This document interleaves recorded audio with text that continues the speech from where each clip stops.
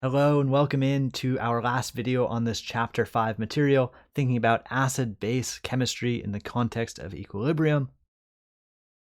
In this video, we'll discuss what happens when we have a mixture of acids, polyprotic acids, and some salt solutions. All right, one skill we'd like to have is to be able to handle mixtures of acids. Right? Not every acid is going to be a pure acid. Maybe there are multiple species present in the same beaker, right? Or the same cell. We can start with the simplest version here.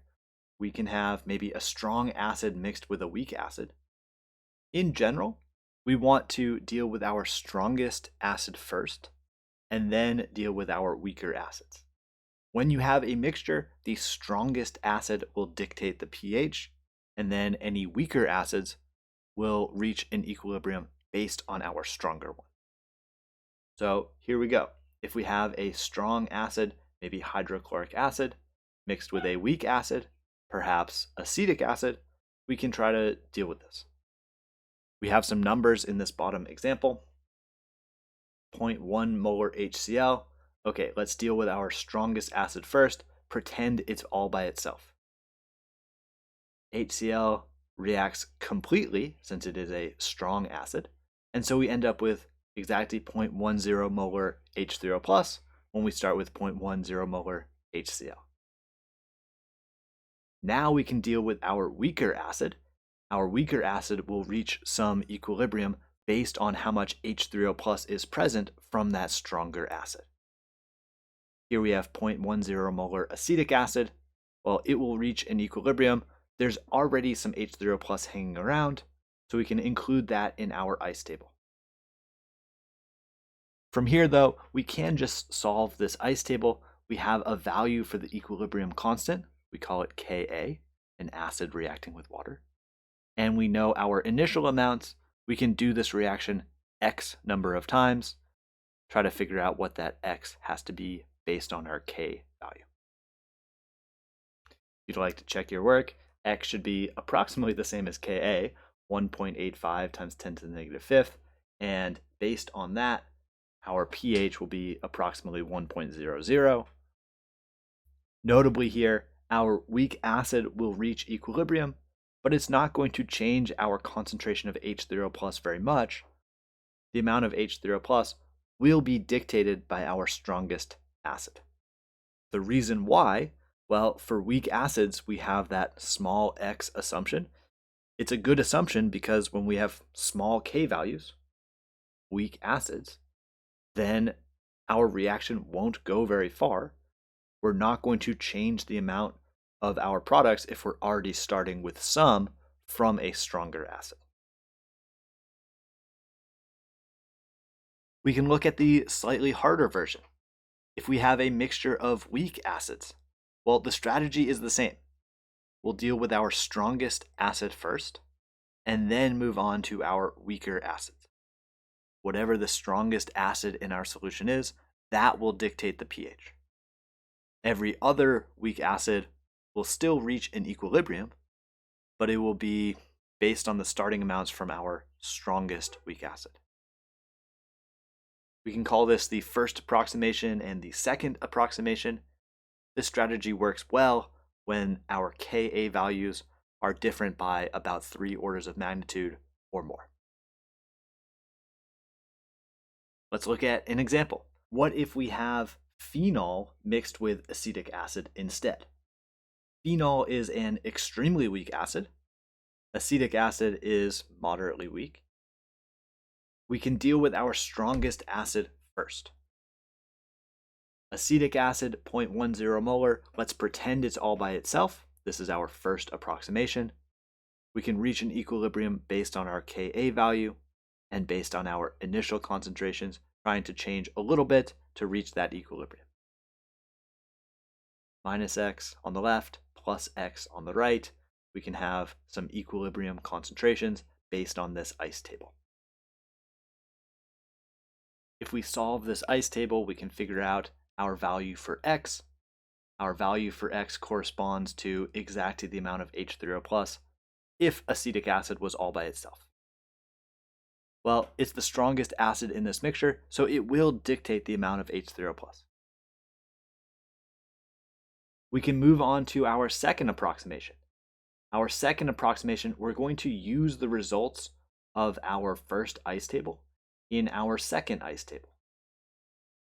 In this case, the common chemicals are H3O plus, and that's it. So we can use our value of X as our starting concentration for H3O plus, and our phenol as an extremely weak acid will react only a tiny amount and only increase that amount of H3O plus by a negligible amount.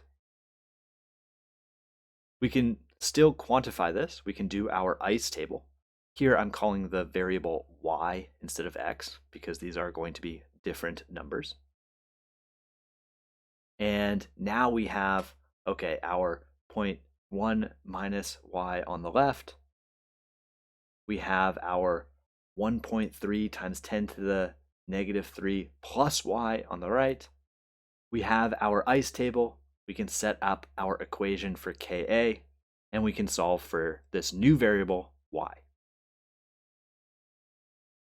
What we end up with is this value for y is about 9.7 times 10 to the negative 9th power, something extremely, extremely small. If we want to figure out the pH of our solution, we need to do that based on our final amount of H3O plus, which is similar to the amount of H3O plus from our strongest acid. Once again, the strongest acid dictates that H3O plus, dictates that pH. If we're asked how much of the conjugate base of phenol is present at equilibrium, well, now we have that value as well.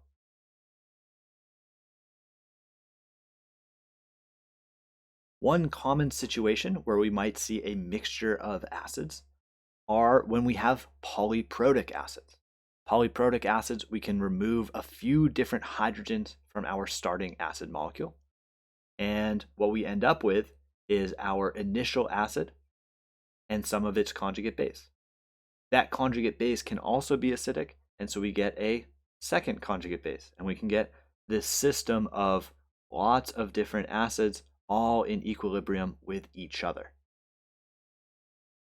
What's nice about our polyprotic acids, each value for Ka, whether we're removing the first or the second or the third proton in this example, each of our successive values of Ka are going to be different by 3 or more orders of magnitude, which means we're able to use that multi-step process, deal with our strongest acid first, then deal with our weaker acid, and okay, in this example we have a third, we can deal with our weakest acid last.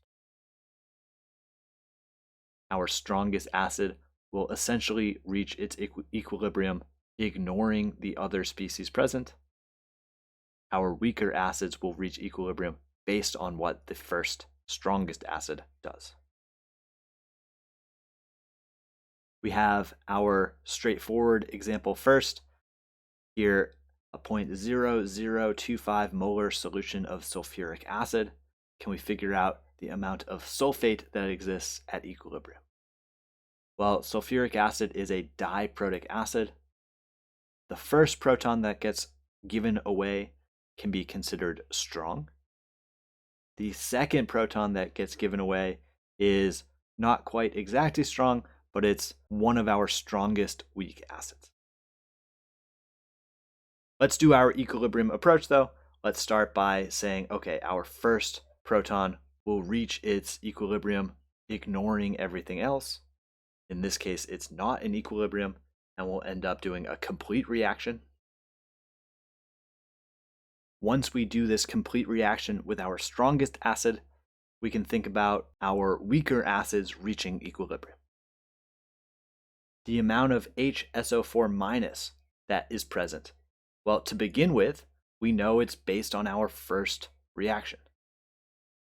The amount of H3O plus that we're beginning with also has to be based on our first reaction. when we're filling in our ice table, we need to keep in mind what we did previously with our first approximation. From here, we can reach our equilibrium by doing our ice table. Notably here, our Ka value is actually not that small, and so it would not be appropriate to use the small x approximation. If you don't believe me, you can try and test the 5% rule, but it's not going to work out. Instead, we can do the quadratic formula and figure out our value of x based on that. I'll jump ahead to the answer. Our value for x should be 1.84 times 10 to the negative fourth. To answer our question, okay, our value for x is 1.84 times 10 to the negative 4, which means our amount of sulfate present is exactly that, is exactly x. If we're looking for the pH, pH needs to be based on the H3O plus that's present. It's going to be about 2.36. And that's it. That's how we deal with our mixtures of acids. Start with the strongest acid, then we can deal with our weaker acids based on the results from our strongest acids. When we have polyprotic acids, that means we get our values for our initial conjugate base and our initial H3O plus from our first process. All right, our next topic that we want to consider. We want to think about how various salts or ions can change the pH of our solutions. As it turns out, when we have a salt, well, we know that this dissolves and breaks apart into its constituent ions. Those ions can affect our pH. Some ions that we form when salts dissolve can be basic. Some can be acidic. Others might be neutral. We can try to look at this case by case, starting with this example of calcium fluoride. Here, we dissolve into calcium ions and fluoride ions. Fluoride is the conjugate base of a weak acid, and therefore ends up being a weak base. When we have calcium fluoride, our solution will be slightly basic. What about calcium? Well, in this case, calcium is neutral. We want to look at things case by case. Look at all of the cations that form. Are they acidic, basic, or neutral? Then we can look at all the anions that are formed. Are they acidic, basic, or neutral? And if there are competing factors, they're very unlikely to cancel out. We can try to compare what is the stronger thing if we have both an acid and a base present. Here's how we can break it down. Anions can either be neutral, basic, or acidic. Anions can be neutral when they are the conjugate bases of strong acids. If we think about our relationship between Ka and Kb within a conjugate pair, we can say that the Ka and the Kb for our conjugate acid-base pair multiply to equal Kw, which means that they need to be inversely proportional. The stronger our conjugate acid, the weaker our conjugate base. The extreme of this is when we have a strong acid as our conjugate acid. Its conjugate base is going to be so extremely weak that it essentially just does nothing and is inert. Recall our 6 or 7 strong acids. We have hydrochloric acid, hydrobromic acid, hydroiodic acid, nitric acid, and perchloric acid. These 5 anions are the conjugate bases of our strong acids. These 5 anions will be exactly neutral, will be inert. Chloride can't go and form an equilibrium with hydrochloric acid because hydrochloric acid is strong. If we try to picture this equilibrium, well, will it actually be an equilibrium? Not at all. It will be only the reverse reaction. Since only this reverse reaction occurs, chloride is going to be inert, neutral. The second case that we can consider, Our anions can be weak bases. If you have the conjugate of a weak acid, its conjugate base will be a weak base. There is a third case that can occur. Our anions could be weak acids. This is almost always when we have polyprotic acids.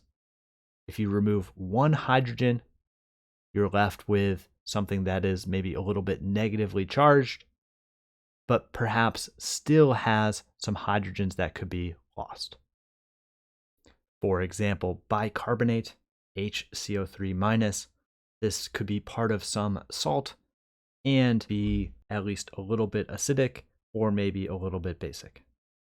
When we have the conjugate of a polyprotic acid, well, we have two things to consider. This could act as either an acid or a base.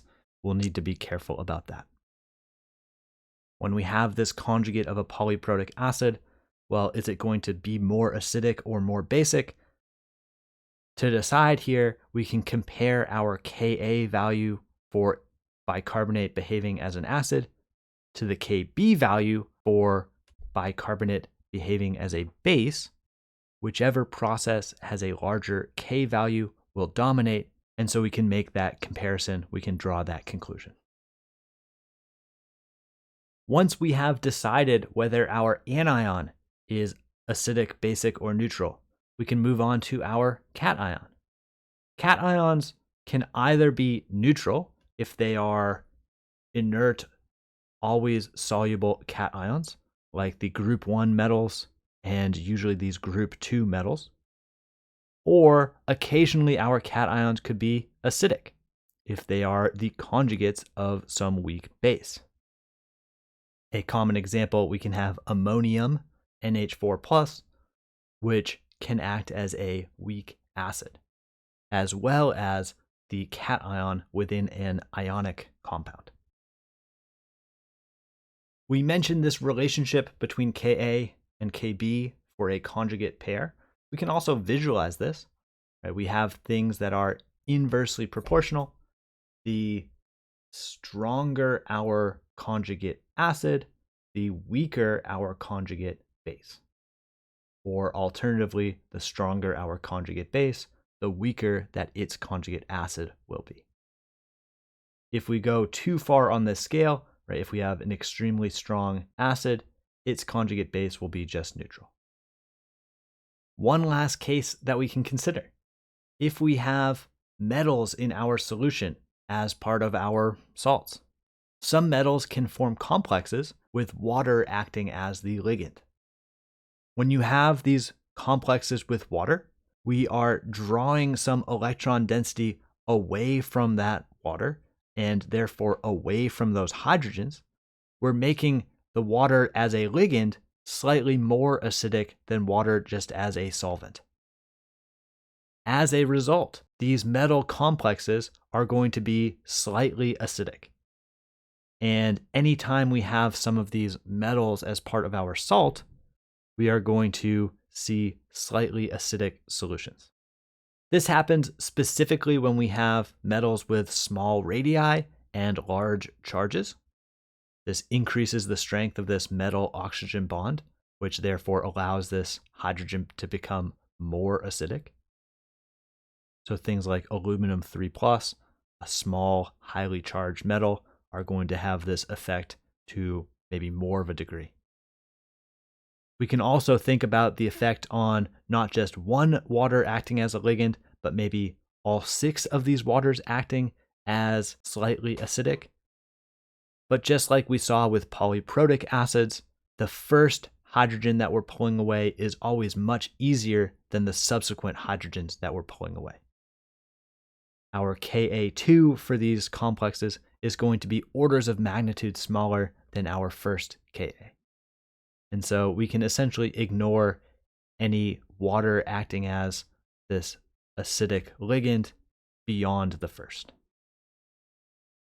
Here's what we can expect. Group 1 and group 2 metals end up being neutral. Most other metals can probably form some complexes with water, but especially when we have small radii and larger charges, and we can see that in our numerical values down below. We have a couple of practice examples. Pause here, see if we can get the answers. For A, we have ammonium chloride. Let's look at the cation. Let's look at the anion. NH4+, this is the conjugate acid for ammonia. This is the conjugate acid of a weak base. It's going to be a weak acid. Chloride is the conjugate base of hydrochloric acid, the conjugate base of a strong acid. Chloride is going to be so weak that it does nothing. Taking these two factors together, a weak acid with something neutral will be acidic. For sodium fluoride, fluoride is the conjugate base of hydrofluoric acid, which is a weak acid. Therefore, fluoride is going to be a weak base. Sodium is a group 1 metal. Group 1 metals are going to be completely soluble and inert. This is going to be neutral. Taken in conjunction, something basic, something neutral, we end up basic. For the third example, chloride, for the same reasons as before, is neutral. Potassium, for the same reasons as sodium, is neutral. And so taken in conjunction, two things that are neutral will also be neutral. The harder examples involve both a weak acid and a weak base competing against each other. We mentioned before, we can compare our equilibrium constants to decide which will dominate. This example, ammonium fluoride. Ammonium will be a weak acid. Fluoride will be a weak base. These won't cancel each other out. It'd be very, very uncommon for things to cancel out exactly. Instead, we can compare our equilibrium constants. The Ka for ammonium is 5.7 times 10 to the negative 10. The Kb for fluoride is 2.9 times 10 to the negative 11.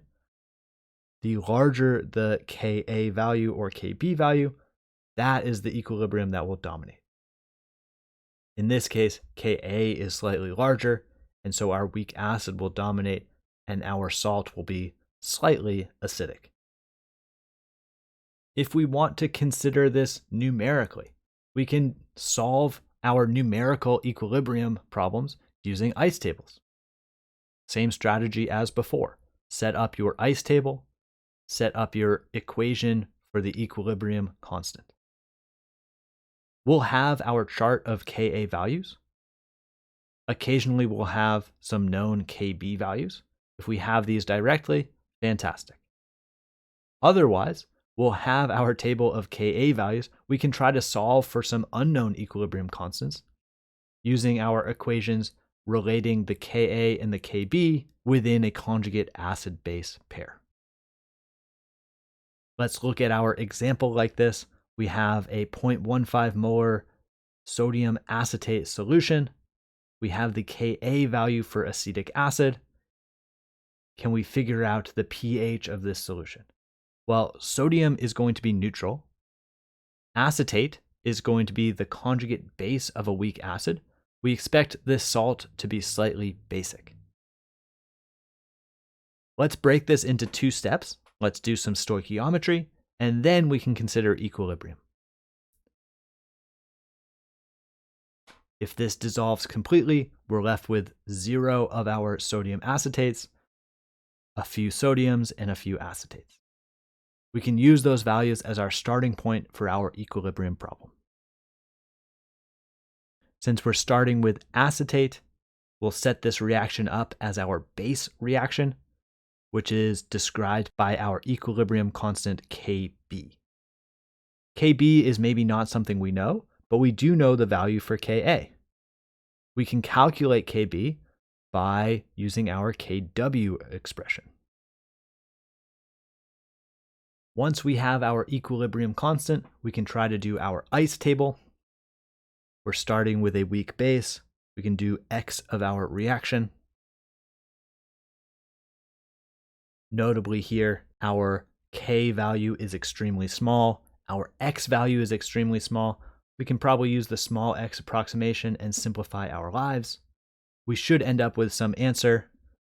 X is 9 times 10 to the negative 6th power. Based on this, we can figure out our pOH and then our pH. Numerically, we can find that our pH is slightly above 7, as we expect for our slightly basic salt. And there we have it. We can look at our salts and decide if they'll be acidic or basic. We can use our regular calculation strategies to figure out exactly how acidic or exactly how basic. There we go. That will do it for our video this time. Thanks for being here. Please let me know if you have any questions, and I'll see you in the next video.